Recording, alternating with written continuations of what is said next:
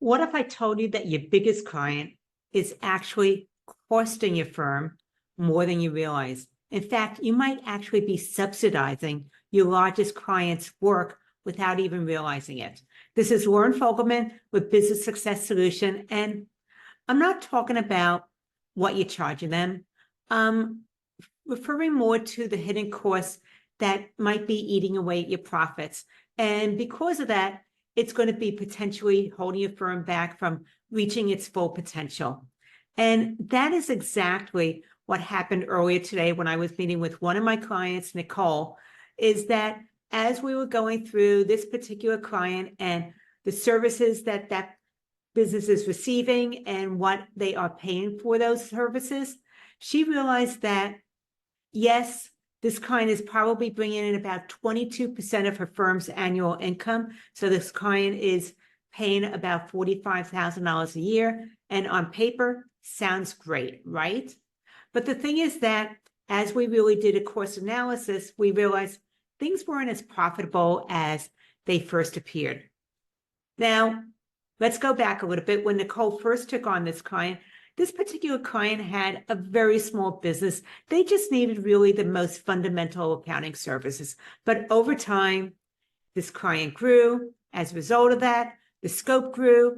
Those monthly meetings turned into weekly meetings. This client wanted some more complexity as far as specialized, customized reports.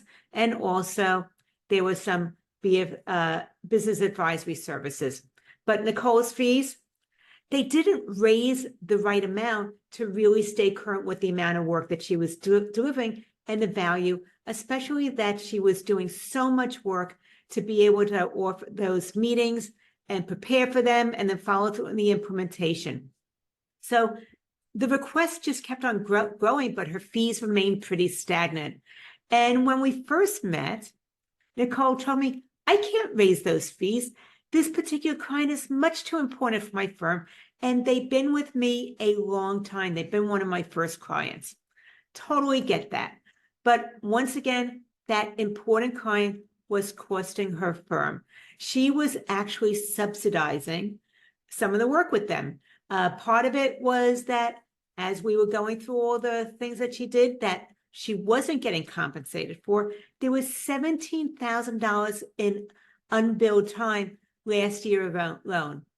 That meant $17,000 of money that she left on the table because it was having after-hour calls, those emergency requests, and once again, the never-ending scope creep.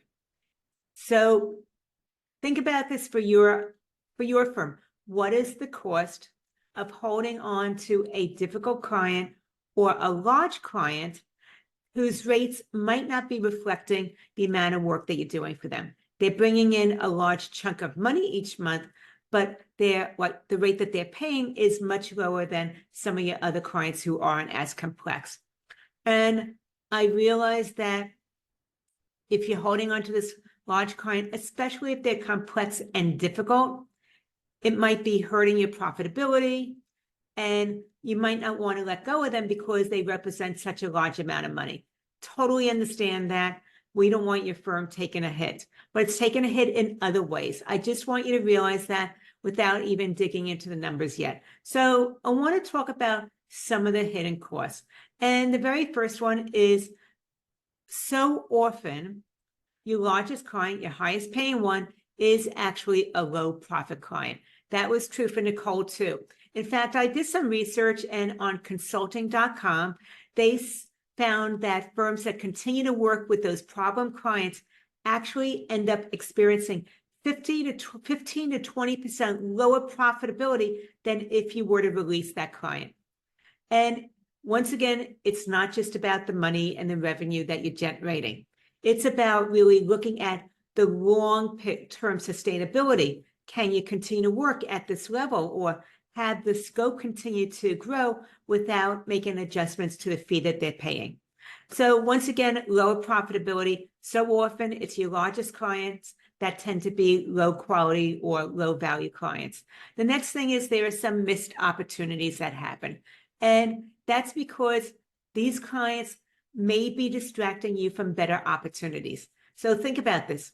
There's the stress that comes with it. So that means that you might be energetically depleted a little bit, especially when you feel like you're constantly putting out fires. They want you on speed dial, and they think that they are your only client. As a result of that, it keeps you from being able to grow your firm, being able to serve other clients that might be actually higher quality clients. And also it prevents you from business development, expanding certain services. So they are energy draining. The next thing is the cost to your team.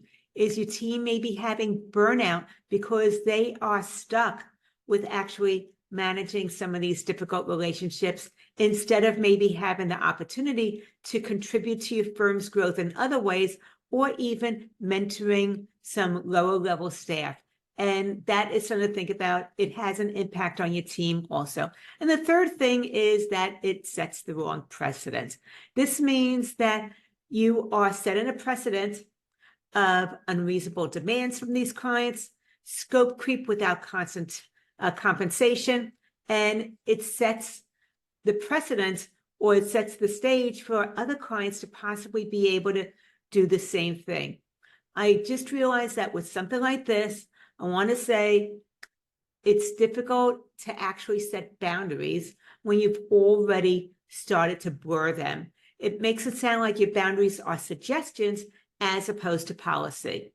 So those are some things to think about. Is there slower profitability? There's some missed opportunities in the way of energy depletion, burnout for your team, and also it sets the wrong precedent as far as boundaries go. So with Nicole, she made a big decision. And just hear me out. She decided to go ahead and raise the fees for this client to reflect the value of work that she was doing for them, the amount of time, the additional scope creep, and this client hasn't had a rate raise in years, so it was a big leap. Of course, this client decided to decline and actually left the firm. That was a big hit, yes, but it was something where the firm had less stress and they can now focus on some other things. So yes, it was a risk, but here's what happened as a result of it. In about 3 months' time, Nicole was able to actually replace that revenue with 3 new clients.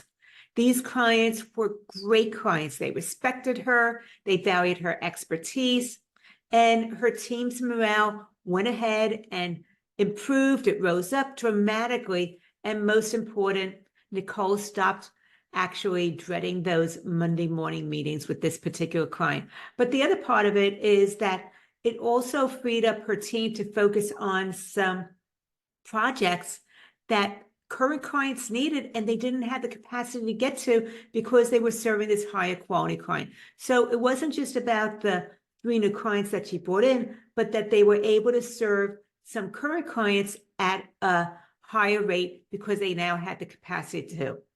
Of course, Nicole, she felt like I should have done this years ago. I didn't realize how much that one client was actually draining us and holding us back. So here's something for you to think about. I want you to look at your largest client, or maybe your largest headache client, and ask yourself some questions. Does this particular client respect your boundaries? Are they paying rates that actually reflect the true value of services that you're delivering them and the full scope? And if they were a new client today, would you accept them as a client, and what would you charge them actually at today's pricing? So think about that. Do they respect your boundaries? Are they paying rates that actually reflect your true cost? So think about if they came on new today, what would you actually charge them? And is this someone that you actually feel would be a right fit for your firm going forward? If you say no to any of those, then it might be time to have a real honest conversation with yourself and see if this is a client who maybe was a great fit in the past, but not for where you're going, or if there's some ways to be able to make some changes to adjust it so that this client becomes a better client.